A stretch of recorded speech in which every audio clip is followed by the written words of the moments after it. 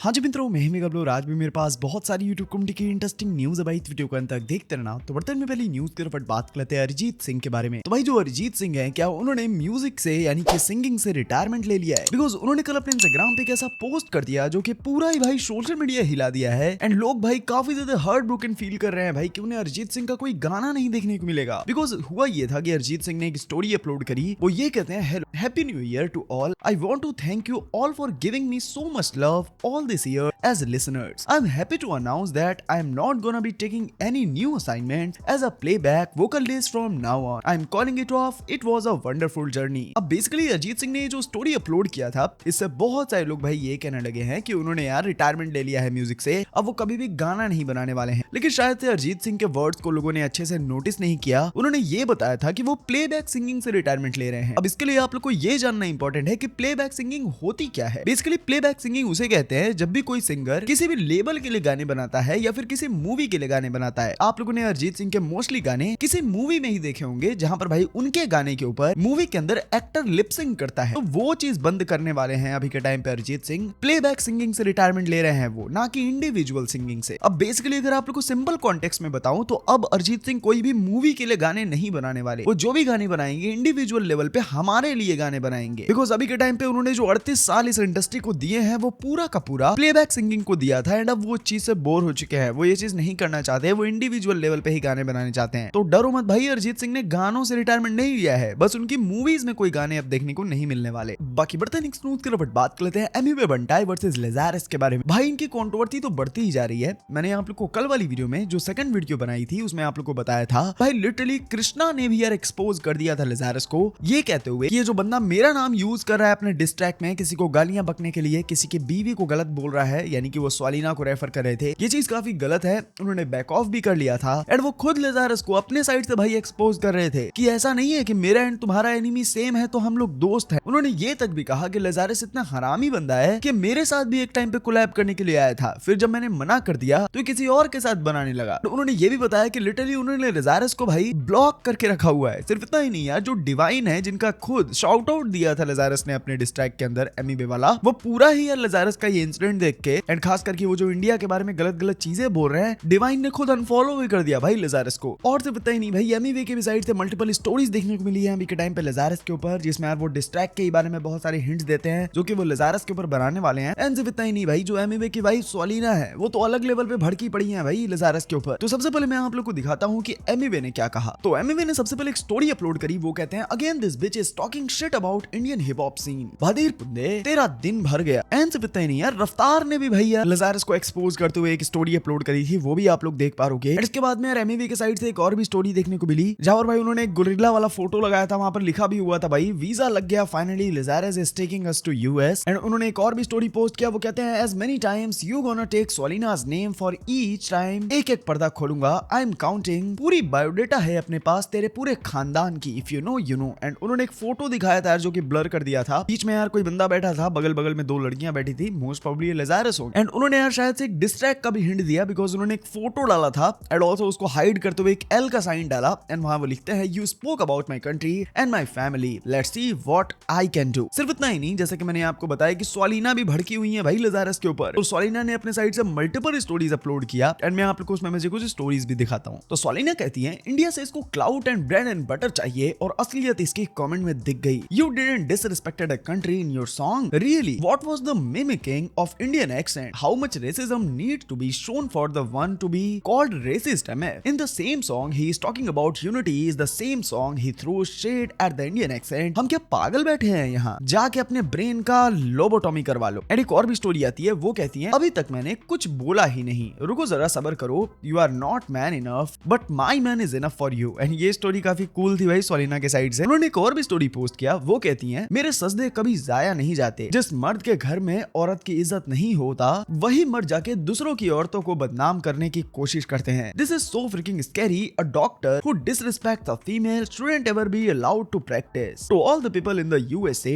don't say I didn't warn you. If a man can disrespect a female across the borders, then imagine what happened to the one next to him. मतलब ये matter तो भाई बढ़ता ही जा रहा है पूरा का पूरा भाई। इंडियन हिप हॉप यानी कि IHS भाई अभी के टाइम पे यूनिटी में आ गया है भाई, सब लेज़ारस को पेल रहे हैं, मतलब लिटरली अलग लेवल पे एक्सपोज हो रहा है भाई ये बंदा। क्या रिएक्शन है आप लोग का, कमेंट्स में बताओ। बताओ। बाकी बर्तन स्नूज के ऊपर बात कर लेते हैं यूजीसी के प्रोटेस्ट के बारे में। यूजीसी यानी कि द यूनिवर्सिटी ग्रांट्स कमीशन, जो कि अभी रिसेंटली भाई इंडियन गवर्नमेंट ने यार लगाया है, वो क्या चीज है भाई? अभी के टाइम पे बहुत सारे लोग इसका एक्सप्लेनेशन वगैरह जानने का ट्राई कर रहे हैं कि क्या चीज हुआ है जिसके रिलेटेड लोग प्रोटेस्ट कर रहे हैं कि भाई यूजीसी अप्लाई नहीं होना चाहिए। तो मैं तुम्हें बताता हूँ कि ये चीज है क्या। तो बेसिकली यूजीसी जो है वो SC ST या फिर लोअर कास्ट वालों को प्रोटेक्ट करने के लिए पहले बनाया गया था। एड्स को अभी के टाइम पे फिर से भाई यार अप्लाई किया गया है, जिसमें होगा ये कि आप लोगों को तो पता ही होगा कि पहले के टाइम से जनरल वालों की अलग लेवल पे भाई फटी रहती थी कि कहीं SC ST वाला उठ के भाई उनके ऊपर कोई केस ना कर दे। लेकिन अभी के टाइम पे भाई ये चीज को और भी स्ट्रिक्ट कर दिया गया है। मतलब SC ST वालों को भाई पूरा फायदा मिलेगा कि अभी के टाइम पे अगर कोई भी SC ST वाला बंदा किसी जनरल वाले के ऊपर भाई कोई कंप्लेन फाइल करता है कि मुझे ऐसा कह रहा था वैसा कह रहा था, तो भाई उस जनरल वाले की और भी ज्यादा यार तोड़ी जाएगी। और अगर आप लोग को पता नहीं तो मैं आप लोग को बता दूं कि ये यूजीसी को बनाया ही गया था जैसे कि लोअर कास्ट वालों के ऊपर जो हरासमेंट होता है उसको रोका जा सके। लेकिन अभी के टाइम पे जो लोग प्रोटेस्ट कर रहे हैं उनका ये कहना है कि भाई इस चीज का SC ST वाले काफी फायदा उठाने वाले हैं। जो इंडियन गवर्नमेंट ने ये चीज सोच के इसको अप्लाई किया है कि यूजीसी की वजह से जो जनरल वाले हैं वो कुछ गंदा नहीं बोलेंगे SC ST वालों को, लेकिन अभी के टाइम पे जनरल वालों को खुद फंसाने वाले हैं SC ST वाले, एंड ऑल्सो इस चीज का मिसयूज वो करेंगे, ऐसा कहना है काफी सारे लोगों का। इस चीज पर खुद भाई राजवीर फिटनेस के साइड से हमें मल्टीपल स्टोरीज भी देखने को मिली जहां यार वो बॉयकॉट करते हुए दिखते हैं ये यूसीजी का कि अप्लाई नहीं होना चाहिए इंडिया से, कि अप्लाई नहीं होना चाहिए इंडिया में, इसका काफी मिसयूज करेंगे लोअर कास्ट वाले। क्या रिएक्शन था उनका मैं आपको दिखाता हूँ। तो भाइयों कहते हैं ना, सांप को कितना भी दूध पिला लो लेकिन एक ना एक दिन डसेगा ही। तो ऐसा ही कुछ काम कर दिया है हम लोगों के साथ, या जितने भी लोग जनरल कैटेगरी में आते हैं उनके साथ बीजेपी ने। बीजेपी को बनाने वाले सबसे ज्यादा लोग हैं जनरल कैटेगरी के, जिसमें कि आते हैं ठाकुर पंडित। और ये एक तरफ से बात करते हैं हमारे देश में कानून की। जैसे एक दिन मैंने वीडियो में बोला था कि भाई पढ़ो लिखो और बाहर निकल जाओ, कि ये देश हमारा, और यहाँ जो कानून की चीज़ें हैं, जो साइड इफेक्ट्स हैं, बनाए अच्छे के लिए जाते हैं लेकिन उसका बहुत गलत फ़ायदा उठाया जाता है। तो जो छोटे छोटे कानून है उनसे लोगों की ऐसी तैसी करी हुई है। तो हर दिन जब ऐसे कानून बनते रहेंगे तो लोगों का जीना हराम होने वाला है। जी हाँ, मैं बात कर रहा हूँ यूजीसी की, यूनिवर्सिटी ग्रांट्स कमीशन, जिसमें कि स्टूडेंट्स के लिए एक आफत होने वाली है जो कि जनरल कैटेगरी में आते हैं। डिवाइड कर दिया गया है इसको जनरल कैटेगरी, OBC और SC ST। तो एक तरफ से बात की जाए तो हमारे देश में बात की जानी चाहिए इक्वालिटी की, लेकिन अभी भी हमारे यहाँ पर जो हमारे कानून है वो खींच के ले जा रहे चीज़ों को भेदभाव की तरफ, कि जहाँ आज हम 2026 में जी रहे हैं, लोग चांद तक पहुँच गए। हमारे जो बाहर के देश हैं वो क्या क्या कर रहे हैं, कहाँ कहाँ पहुँच रहे हैं, लेकिन आज भी हम वही जाति पाति में फंसे हुए हैं। यूनिवर्सिटी ग्रांट्स कमीशन एक हक देना चाहता है OBC को और SC ST वाले लोगों को, जो जनरल से अलग कैटेगरी है। ये बहुत पहले से चलते आ रहा है, लेकिन इसमें क्या है कि पहले एक लाइन थी जिसके अंतर्गत ये प्रूव होने पे अगर किसी SC ST ने या OBC ने किसी भी जनरल के ऊपर कोई इल्ज़ाम लगाया कि मुझे परेशान किया जाता है, तो ये चीज़ है कहीं ना कहीं अच्छे के लिए बनाई गई थी कि किसी भी SC ST या OBC इंसान को कोई भी जनरल वाला इंसान कोई भी छेड़े ना, किसी तरह से परेशान ना करे, किसी भी तरह का जाति को लेके भेदभाव ना करे।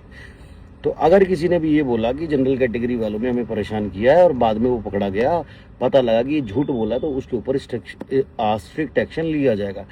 ये चीज़ हटा के सीधे सीधे ये बना दी गई है, जो कि अब इम्प्लीमेंट हुआ है हमारा ये 2025 में, जाने 2025 के एंड में या 2026 के शुरू में, कि यूजीसी जो लॉ है उसमें कोई भी इंसान अगर किसी के ऊपर भी इल्ज़ाम लगता है, सपोज करो एक यूनिवर्सिटी में या किसी कॉलेज में मैं पढ़ता हूँ और मेरा किसी छोटे मोटे नोक झोंक हो जाती है किसी OBC वाले बंदे से या किसी SC ST वाले बंदे से। वैसे हम भी सोशल मीडिया पर भाईचारे की बात करते हैं हमेशा, लेकिन पता नहीं कानून को ये बात क्यों नहीं समझ में आ रही है कि सारे लोगों को एक रखना चाहिए, सारे लोगों को। अब 2026 में जी रहे हैं यार हम लोग, आज भी हम जाति पाति की बातें कर रहे हैं। तो मैं एक यूनिवर्सिटी या कॉलेज में पढ़ता हूँ और किसी भी से मेरा छोटा मोटा नोक झोंक हो जाता है और उसने मुझे ये कह दिया या शिकायत कर दी कि मैंने किसी भी SC ST वाले बंदे को या किसी भी OBC वाले बंदे को किसी भी जाति सूचक वर्ड बोला या कुछ भी परेशान किया है, तो उस यूनिवर्सिटी को, उस कॉलेज को मेरे ऊपर स्ट्रिक्ट एक्शन लेना पड़ेगा 20, 25, 30 दिन के अंदर अंदर। वरना जो फंडिंग मिलती है, जिस तरह के फंड्स मिलते हैं कॉलेजेस को सरकार की तरफ से जो हेल्प मिलती है वो कैंसिल कर दी जाएगी और उस कॉलेज की मान्यता भी खत्म कर दी जाएगी। इतना ही नहीं, यूजीसी को एक्सप्लेन करते हुए क्रिएटर ने एक वीडियो भी अपलोड करा था, ये बताते हुए कि अभी के टाइम पे बीजेपी के ही अंदर लड़ाई हो गई है, जैसे कि मोदी एंड अमित शाह वर्सेस योगी आदित्यनाथ के बीच में। उन्होंने पूरा ही भाई एक्सप्लेन किया है कि क्या चीज चल रहा है भाई ये यूजीसी की वजह से। मैं तुम्हें दिखाता हूँ। तो अमित शाह और मोदी जी मिलकर योगी जी को हराना चाहते हैं। ये वीडियो बस लास्ट तक देख लेना, आपका दिमाग हिलने वाला है। तो सेंट्रल गवर्नमेंट यूनिवर्सिटी कॉलेजेस के अंदर यूजीसी कोड लेके आई है, जिसके अंदर जनरल वर्ग को क्रिमिनल और कमजोर वर्ग या दलितों को विक्टिम मान के चला जाएगा। एक इक्विटी स्क्वाड नाम का ग्रुप भी कॉलेजेस में घूमेगा, जो ये मेक श्योर करेगा कि कुछ भी केस हो तो जनरल का बच्चा जेल तक जरूर जाए, क्योंकि फेक केस करने पे यूजीसी कोड के अंदर कोई सजा नहीं है। अब ये इतना खतरनाक क्यों है, इसके लिए आप SC/ST एक्ट का डेटा एक बार जान लो।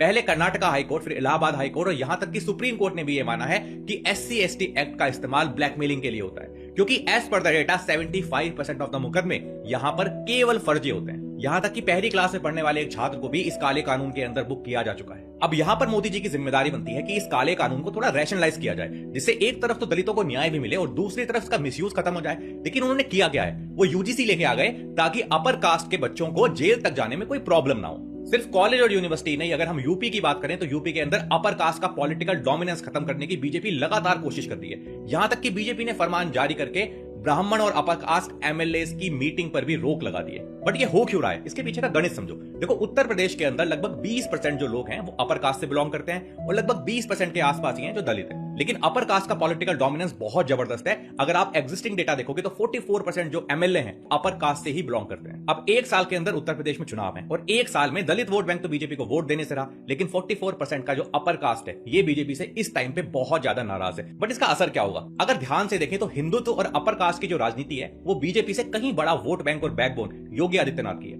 जिसके दम पे योगी आदित्यनाथ पिछले 9 साल से मुख्यमंत्री हैं। और अगर इन 44 MLAs के दम पे और अपर कास्ट की सपोर्ट से योगी आदित्यनाथ एक बार और चुनाव जीतते हैं तो वो 2029 में अमित शाह को बिल्कुल साइडलाइन करते हुए पीएम के सीधे कैंडिडेट बन सकते हैं। पता नहीं, न्यूज़ की तरफ बात कर लेते हैं क्रिंजिस्तान के बारे में। आप लोगों को तो भाई पता ही होगा कि जो क्रिंजिस्तान है वो किस तरीके की लाइव स्ट्रीम करते हैं। उनकी लाइव स्ट्रीम की वजह से इतनी ज्यादा कंट्रोवर्सीज हो गई है, उनको मारा पीटा तक गया था भाई। लेकिन अभी के टाइम पे क्रिंजिस्तान की एक वीडियो क्लिप वायरल हो रही है उनकी ही लाइव से, जहां यार वो मंकी वेबसाइट को चला रहे थे जो कि ओमेगल टाइप का था। वहां पर उनको रैंडमली एक लड़की मिलती है जो कि लिटरली उनके सामने रोने लगी थी, ये कहते हुए कि जो तुम्हारे फैंस हैं वो मुझे आके काफी ज्यादा गंदी गंदी गालियां देते हैं, मुझे प्रॉपर हरेस करते हैं। एंड लिटरली ये बात कहते हुए लड़की रो भी रही थी। ये चीज को देख के क्रिंजिस्तान खुद भी काफी इमोशनल फील हुए थे, उनको काफी ज्यादा गिल्टी फील हो रहा था ये चीज करके। और अपने फैंस के ऊपर वो भड़क भी गए थे। मैं आपको वो क्लिप दिखाता हूँ। नहीं करते हैं या क्या